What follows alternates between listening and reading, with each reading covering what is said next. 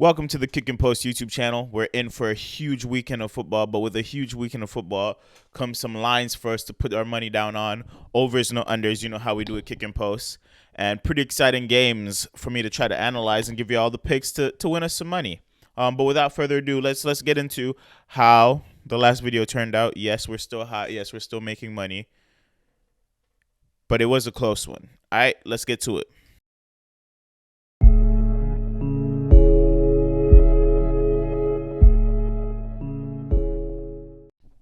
So we had a close one this week.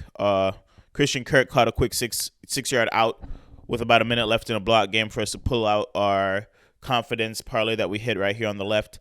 Looking into things, the Cardinals really didn't come prepared for that playoff game, but it showed that the Rams are on another level right now. So something to look forward to for them going into Buccaneers, who are reeling injury-wise still, and see if they could pull out a very important win for a franchise that's been spending a lot of money and giving up a lot of future picks, trying to chase it all, right? But let's go in order. The first game of the slate this weekend, we got Bengals-Titans. Joey B getting his second opportunity in the playoffs to kind of show that it wasn't a fluke against Oakland. Titans, who've been severe underperformers in the playoffs, bringing King Henry back for this event. And I think this will be a pretty solid game.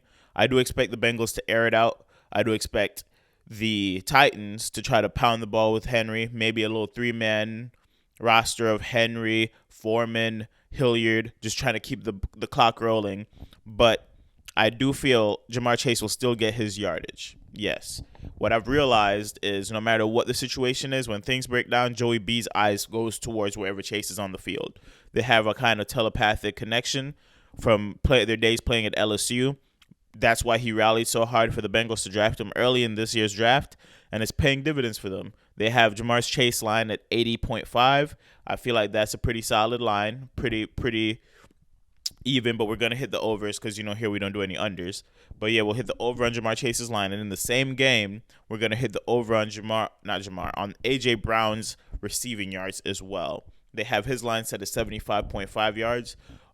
Do note these lines are subject to change. If enough people bet the over on a line, the line will move a little bit up higher. If enough people bet the under on a line, it'll slowly move the other direction as well. But as of recording, his line is 75.5 receiving yards. We will be hitting the over because when this inevitably becomes somewhat of a shootout, which I feel like it will, you go to your best players, right? That's how I see it. I don't see an opportunity for you to avoid that at all. You're going to have to get into some type of shootout. Another line I like from this game is Julio's over 41.5, if I'm not mistaken. It'll pop up on the screen to correct me if I'm wrong, but they're going to have to target their second receiver out there in the Titans too, because even though A.J. Brown is quite the athlete and quite the offensive weapon, Julio he still has some juice, and with who will be guarding him as the second DB on Cincinnati Bengals secondary, he'll get his opportunities.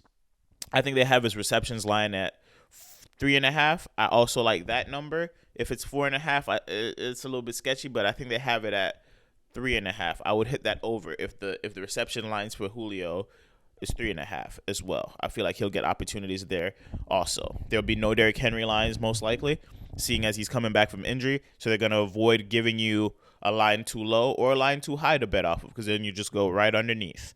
All right. So leaving that game alone. All right. I did avoid Higgins again. Not feeling too confident. CJ Uzama's line is a little bit higher. If you're feeling fancy, you can check that out. Hit that line if you'd like. I might put it up just for the sake of he did it for us 2 weeks ago. So, if you feel like tailing that one, but I'm not really feeling the Uzama line this week. But shifting into the biggest game of the weekend for the KickNPost boys, Green Bay versus the Niners down there in Lambeau. The Super Gremlins of the West Coast are going to roll in to Lambeau Field and see if they could pull off another upset.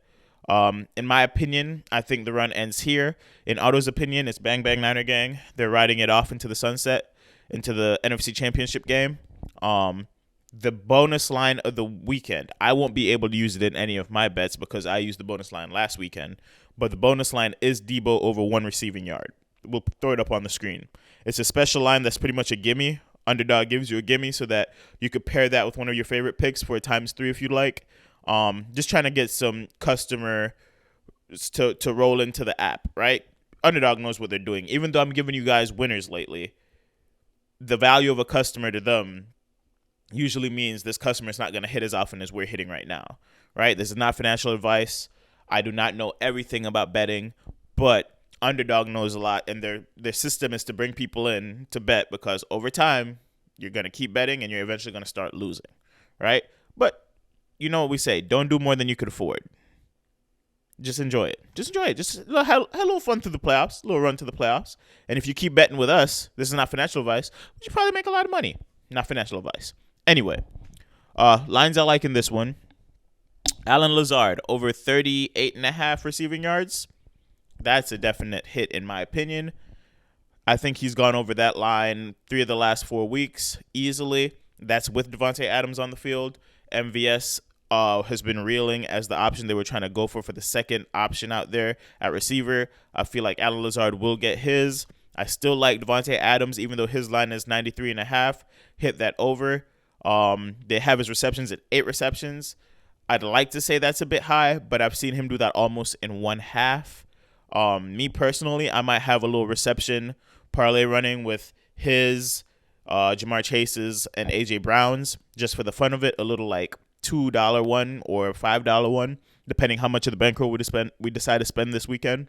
But he's always going to be the number one option for Rodgers. And when things break down, it's Devonta Adams, and I feel like there's nobody in that secondary that could guard him. So I like both of Devonta Adams' line right now.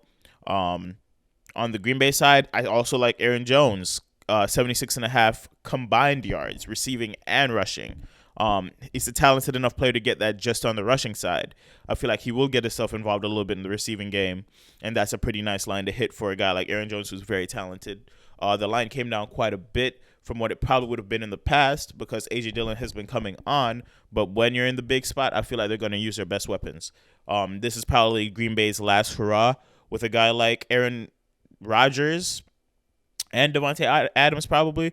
So they're going for all the marbles. So I feel like we'll see very little A.J. Dillon against the Niners, unfortunately, for A.J. Dillon fans, such as myself, right? On the Niners side, I'm loving Kittle. This is a pick directly out of Otto's mouth also. He's loving Kittle this week. They have him at 4.5 receptions. We're hitting the over on that. They have him at 50.5 receiving yards. We're hitting the over on that, right? They have Brandon Ayuk at 52.5 receiving yards. Love that line. So definitely hitting the over on that as well. And if you're a Debo fan who's not using that special line, I think his combined is around 92.5.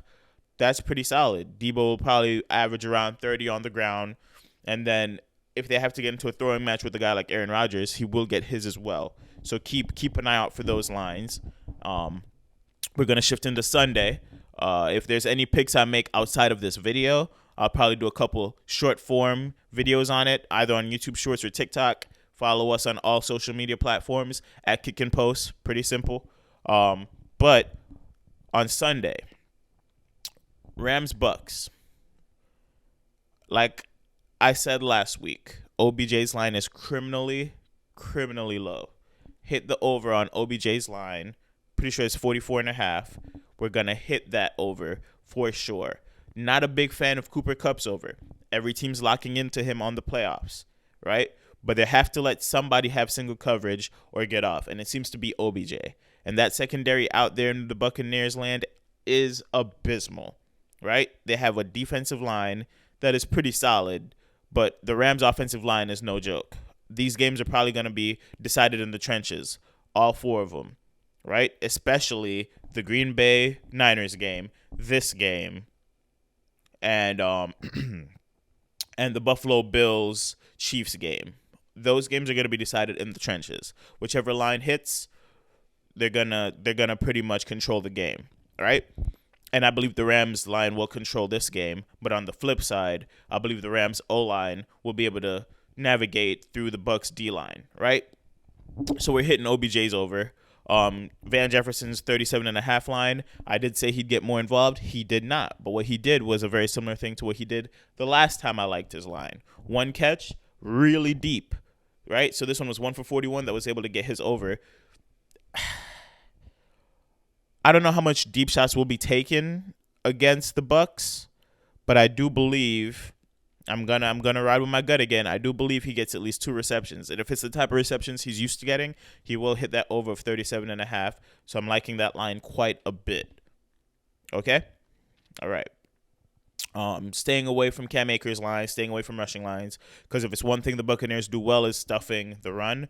So I'm not riding on any of these rushing lines at all. On the Bucs side, not liking many of these lines either.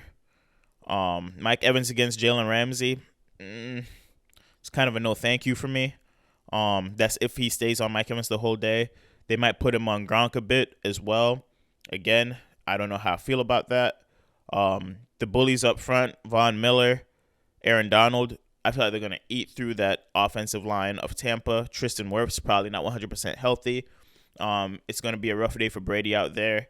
He's not very mobile, and they're going to get into that backfield early and often. If there's a line that opens up for Giovanni Bernard's receiving, I would hit that tenfold. I'm going to check that right after this video. If there's nothing yet, post-video, anything drops on Saturday, definitely hit Giovanni Bernard's over in receiving. I feel like he'll be on the field to kind of subjugate the fact that that line's going to be getting wrecked by the LA Rams defensive line, and he's going to have to dump the ball off. If they drop some Lenny lines receiving-wise, hit that as well. If they have a reception line for Lenny, hit that. If they have a reception over for Lenny, hit that. I feel like he'll be under 30 yards, and he could eclipse that easily if the game plan goes how I propose it to go. But Lenny also not very healthy coming into this game. So another thing to look out for there. Just in general, the Buccaneers are reeling. So keep in mind when you're making your picks on the Bucs side of the ball. And last but not least, probably the most electric game of the weekend, Buffalo Bills versus the Kansas City Chiefs. Now, I'd be lying if I said I had any for sure picks in this one. I don't know who's going to be the main weapon. I don't know who's going to take the most targets. I don't know what the plan of the game is going to be because both teams have electric offenses. Both teams have really talented young QBs. But there's one line that I feel pretty confident in this one, and it's Dawson Knox 37.5 receiving yards. I love that line. Hit that line 100% over. You could pair that with some of the previous games that we have rolling, or you could pair that with a special line. I repeat, special line, Debo over 1 receiving yard, and just get your easy times 3. I do not see how this man doesn't hit it.